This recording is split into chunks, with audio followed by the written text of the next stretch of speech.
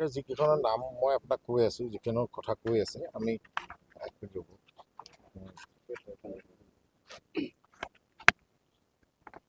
মই আমাৰ সিদ্ধাৰ্থৰ কথা কৈছে,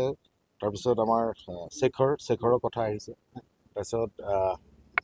আমাৰ যিজন শ্যামকান্ত আৰু এগৰাকী আছে ছিংগাপুৰৰ অসম এছ'চিয়েশ্যন নহয়, তেওঁ যিখনে গোটেই লিড লৈছিল পাৰ্টি তাত থকা সকলোকে হয়তো মাতিব আৰু জেৰা কৰিব, আৰু আমি পজিটিভ এটা যে খবৰ পাম সেইটো তেওঁলোকক লগ পাইছোঁ আৰু আশাবাদী আমাৰ। আৰু মই এটা কথা কওঁ যে এই দুখটো বিশেষকৈ মোৰ ক্ষেত্ৰতো মই নিজে কওঁ যে আজি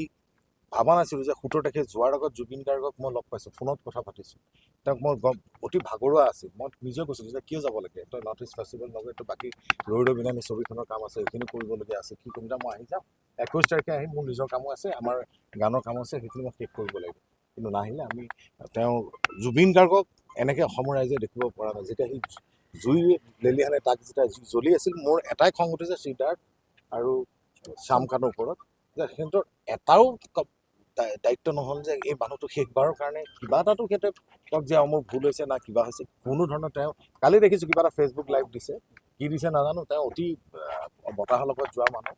নৰ্থ ইষ্ট ফেষ্টিভেল পাতিছে, প্ৰত্যেক বছৰে মই জুবিন গাৰ্গক এটা কথাই কৈছিলোঁ যে নৰ্থ ইষ্ট ফেষ্টিভেলত গ'লে জুবিন গাৰ্গৰ কিবা নহয় কিবা এটা অঘটন ঘটেই,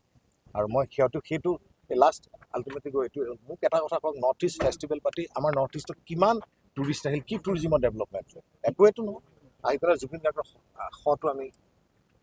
ৰাইজৰ মাজত আমি আগুৱাই দিম, কিন্তু মনত ন্যায় এইটো বিচাৰ হ'ব লাগিব, বিচাৰ হ'ব যে এইটো নিশ্চিত তেওঁলোকে যথেষ্ট ছাপোৰ্ট দিছে CBI আৰু পজিটিভলি তেওঁলোকে আগবাঢ়িছে, আৰু আমি আশাবাদী যে জুবিন গাৰ্গে ন্যায় পাব, অসমৰ ৰাইজে বুকুত লৈ থকা জুবিন গাৰ্গৰ মৃত্যুৰ দুখটো যাতে অতি সোনকালে নাইকিয়া হয় তাকে কামনা কৰিছোঁ, আৰু গৰিমাই যাতে